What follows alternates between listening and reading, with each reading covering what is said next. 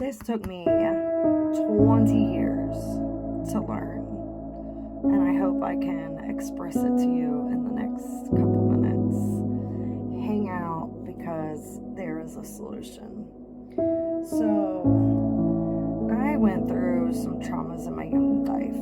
My parents divorced and my mother married a pedophile, and he liked me, if you know what I mean. And then, when I told on him, I was the one that was told to leave the house.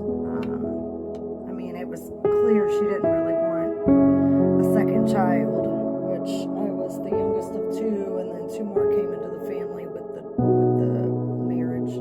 So then it made me the youngest of four, so it was like doubled didn't want it.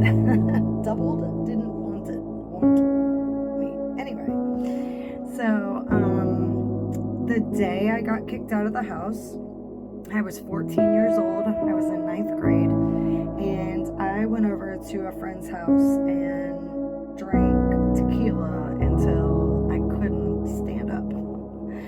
And I was convinced that that was what I was going to do for the rest of my life because I felt good. I mean, real good. My face was numb. I was laughing. They were carrying me.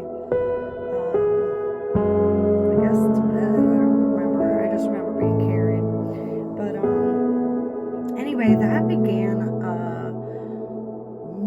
many years of active addiction. I went from drinking to this drug to that drug to, okay, when I got tired of one, I'd go on to the next one. I know what that one's like. Let me try this one. And I just kept going and going. And, I blamed my mom and my stepfather for my choices. Now, there was pain. There was pain that I was running from all those years. But when we blame others for our actions, it's a huge mistake. Not taking responsibility for ourselves takes away our power of choice.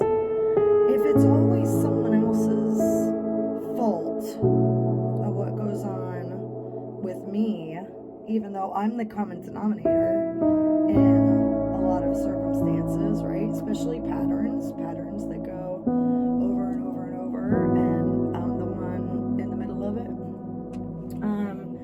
So finally, when I was in my late 30s, so 14 years old to late 30s, is when I realized it was my responsibility to make the choices that were best for me and my family, regardless of what had happened to me.